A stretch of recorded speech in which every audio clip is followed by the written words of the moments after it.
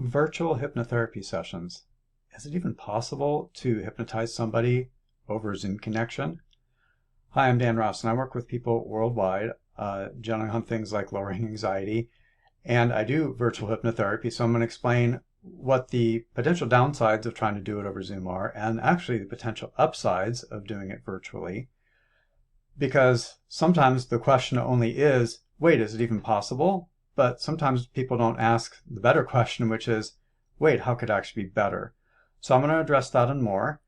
And I work with people in my office here in San Jose, but just recently, this week, I've had people from Eastern Europe, I had somebody from New York City, I had somebody from Canada, and people from outside California. And I've had people who live in my area, but they just don't want to deal with the hassle of commuting into the office just to see me. They get, that hour of travel time back.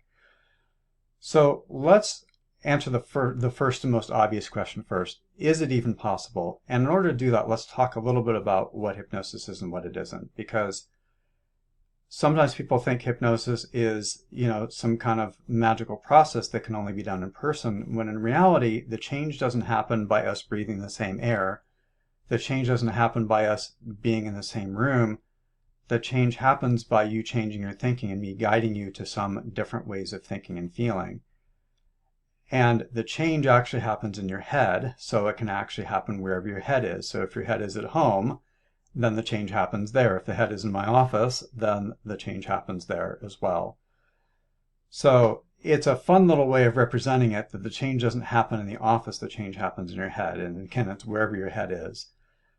So that should answer the question about, is it even possible? Because it is.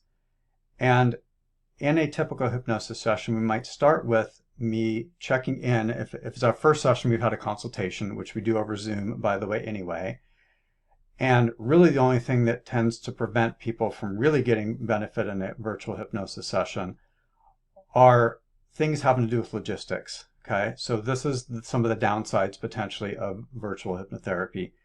One is if there are distractions. So this is when I remind people to, tell your spouse, tell your kids that you need an hour and that you're not going to be disturbed. If you need to get a babysitter, or, you need to go to a friend's house or whatever that works, or you're just in your bedroom and you need to lock the door, then you do that, right? So just make sure that you're not distracted in the process. If you are, it doesn't hurt anything. Like if somebody gets interrupted, they open their eyes, they take care of it, and we come back and we pick up where we left off. It's actually pretty easy to go in and out of hypnosis, and we just kind of roll with the changes if something like that happens. It's rare, but again, I want to address the concern of like, oh my God, what if something happens? First of all, something happens, you come out of hypnosis, whether you're in my office or not. So if a child is screaming outside your door and they fall and they need your help, then you just open your eyes, come out of hypnosis, take a deep breath, go help them, come on back, and we finish what we're doing. The other thing just has to do with technology. Be in a place where you have a good internet connection. I can see you, you can see me. We figure all that out during the consultation session, because if we can have a successful consultation session over Zoom, which we can, then we can have a successful hypnosis session over Zoom as well. And I use Zoom as a general catch-all, but it could be, any other type of video conferencing like Google Hangouts or FaceTime or whatever that is. So again, the only downsides have to do with logistics and potential distractions. So sometimes people are really distracted in their homes. So in the very same way that if they were in my office, I would say, turn off your phone so we can be present with each other and you can be part of this process. So the typical session structure is we would check in after your last session. Notice what changes have been positive. What has been better since I've last seen you? And then where are you still stuck? Where are there additional pieces of the problem that we haven't gotten to yet? And that's what we work on that session. So I might gather some more information from you. I might gather some information about how you want things to be different. And this just allows me to feed those back to you in hypnosis. And then I guide you into hypnosis. We do what's called an induction. So that's the part where I bring you into hypnosis. It might be things like counting backwards or taking some deep breaths or doing some body relaxation. And using some metaphors or visualization. They're all different ways of doing that, and that just depends upon the client and the situation and what we're doing. And then I give you the suggestions to make the change. And again, the change happens in your head, so it doesn't matter whether we're in the same room or not. And then I do what's called emergence. So I merge you from hypnosis. So it's often counting out. In a moment, I'm going to count from 1 to 5. When I reach the number 5, you'll come on back feeling relaxed, feeling comfortable, having made these changes, and so forth. And then we do a little recap and check in on, hey, what feels different now? I'm often taking metrics at the beginning of a session, like how do you feel? How's your anxiety level? Oh, it's a 7. How does it feel now after hypnosis? Wow, it's like a 2 or a 1. Awesome, right? And then we talk about what to do between now and next week. So it might be assigning some self-hypnosis or some other simple exercise just to help lock in those changes. And again, all that can happen just as well, whether on a screen or whether we're in the same room. There are hypnotic phenomena that we use. So sometimes I will just be checking for responses in hypnosis. And it might be something like when XYZ happens, lift a finger, right? And I can watch for those unconscious responses. And that can happen the same way that we would do it in the room.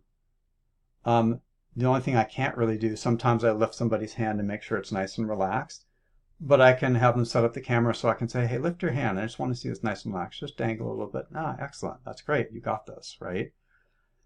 So we just make some simple modifications as necessary. So this is all to let you know that virtual hypnotherapy is a choice. I have lots of people that want to come see me in my office, but I've also worked with people all over the world who I have never met. I've worked with people in Asia and Africa and South America, and I will never meet those people in person, and that's fine, but I was also able to help them. So here's some potential benefits of doing hypnosis virtually. One is that if you're local, you don't have to come drive and see me.